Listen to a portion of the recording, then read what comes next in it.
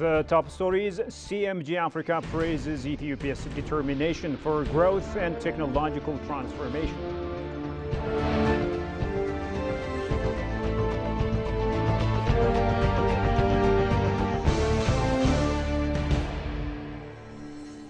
And the European Union unveils the Empowering Futures for Youth and Women Beyond Agriculture initiative.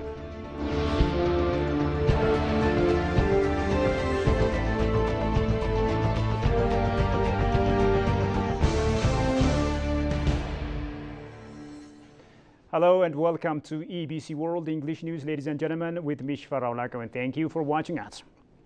Now, Ethio-Chinese ties, which date back to 1970, have laid the foundation for a decades-long partnership marked by growing economic collaboration. A year after opening their embassies in Addis Ababa and Beijing, the two nations signed their first economic and technical cooperation agreements.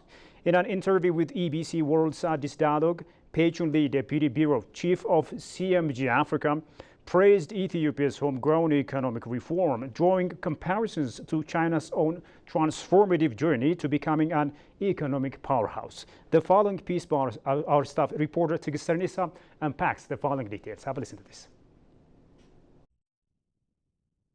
Ethiopia and China have strengthened their partnership with the establishment of all-weather strategic cooperation framework aimed at further elevating bilateral relations between the two countries. In recent interview with EBC World's Addis Dialogue, Pei Chun-li, Deputy Bureau Chief of CMG Africa, emphasized the deep-rooted relationship between Ethiopia and China. Let me start with what average people in China know about Ethiopia. Please do. And I think I have to like to go back to about 40 years ago when I was still a high school student. Okay.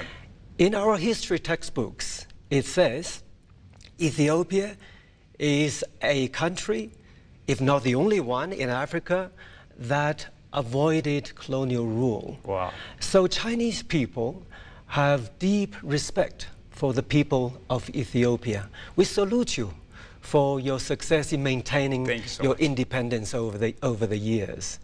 And I've been to Addis Ababa for a few times already, and I've come to know there is a street called Ethio-China Street, and you could feel the friendship that had been extended between the two countries. Li also expressed appreciation for Ethiopia's homegrown economic reform, noting that China underwent similar transformation in its own path to becoming the global economic powerhouse. I'm based in Kenya, and I study the African issues.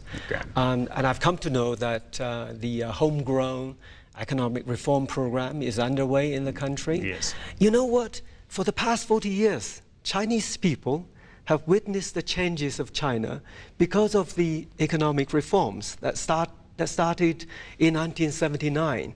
So Chinese people are in the best position to know how significant, how important economic reforms mean to the world, to the livelihood of the people, as well as to the status of the country. So again, we appreciate the reform launched by the government, and we believe it's because it was generated out of the will of the government and the people here. So it represents, it's a good example of African countries in trying to reform its system economically so as to build to achieve a better wealth. We really are impressed by the efforts made by the government and the people here. Li also emphasized China's belief that African modernization should be an integral part of global modernization, with efforts underway to make this vision a reality. Prime Minister of Ethiopia, Abiy Ahmed, delivered an address at the summit, and I've read it through, and one of the remarks he summarizes. I'm very impressed by what he said. He said African countries should take an active part in the technological race of the world, so that we can also be active players, competitive players in the evolving digital landscape. And I think on many other occasions, the Prime Minister has also stressed the importance of artificial intelligence in terms of national development. And I think this sentiment has been echoed by Chinese leaders as well, including the recent remark made by the Chinese Foreign Minister Wang Yi at the recent Two Sessions meeting. And Mr. Wang Yi is also a member of the political bureau of the Communist Party of China. He said, Africa is the land of hope in the 21st century. Without the modernization, without the industrialization of Africa, don't talk about the modernization of the world. Africa should be part of it.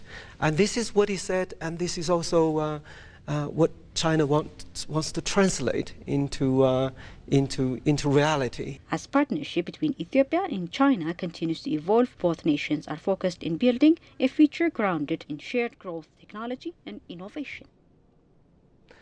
Now, development partners have joined forces to tackle economic hardship among women and youth in 3 regions of Ethiopia, aiming to combat food insecurity and create sustainable income sources.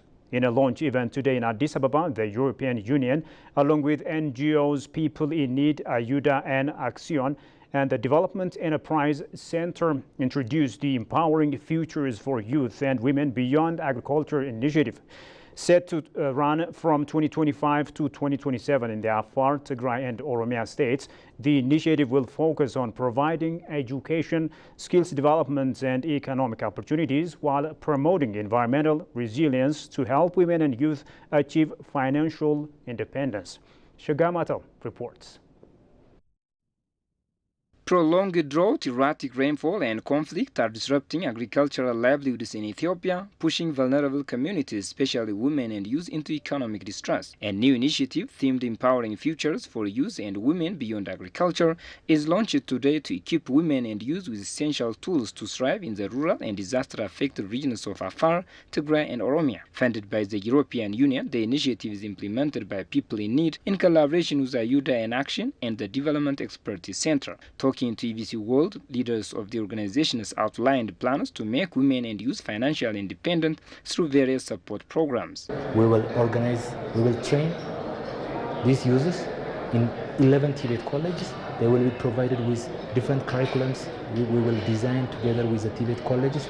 These will be focusing on green jobs that are sustainable and does not affect the climate, and it does not contribute to the pollution in the environment. Therefore, this will be developed in Tibet colleges, and they will be introduced with new technologies, and they will be provided with apprenticeships, and they will be provided with different interventions in this. The focus of this project is mainly focusing on creating employment build opportunities on certain value chains like honey, livestock, dairy, and also soybeans. And the target regions is Oromia, Afar, and also Tigray. As you know, these regions have been affected by both man-made and natural disasters. So this project mainly intends, to contribute towards the resilience, building capacities of the young people, and also improving their livelihoods. One of the major components of this project is the value chains, especially for the use out of the agriculture, and at the same time youth will like to stay in the agriculture, especially in the honey value chain, dairy value chains, specific to the Afar area. Dairy is also the other one. At the same time, irrigation-based kind of engagement is there. So we have also different kind of TVET in terms of skill development, marketable skill development. State Minister of Finance Yasu Elias, for his part, explained tremendous jobs done by the government to improve the livelihood of rural communities affected by drought and conflict, and expressed support for the initiative's implementation. Apiculture, by producing beehives and honey production and linking the youth and women to markets can create a great opportunity beyond agriculture. So that's less dependence on the natural resource and more opportunities, basket of opportunities other than agriculture. So farm employment such as dairy production, irrigated high value production, and beehives are very important elements. And this is what Empower project is trying to achieve. And the Ministry of Agriculture, especially the sector I am leading, the natural resource management sector, is working on these aspects, and we are ready to support the project in any way possible. The launch event brought together a diverse group of stakeholders, including high-level representatives from Ethiopian federal ministries, leaders from the private sector, the Czech Development Agency, European Union and international organizations, all demonstrating a shared vision for growth and empowerment in Ethiopia. Well, the viewers, you have been watching EBC World English News. Now, a quick recap of the top stories. CMG Africa praises Ethiopia's determination for growth and technological transformation.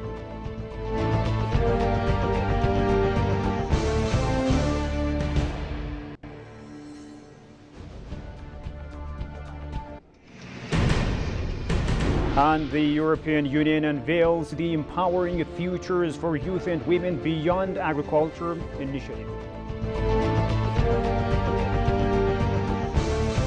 And with that, we come to the end of today's news. Many thanks for watching us. Bye-bye.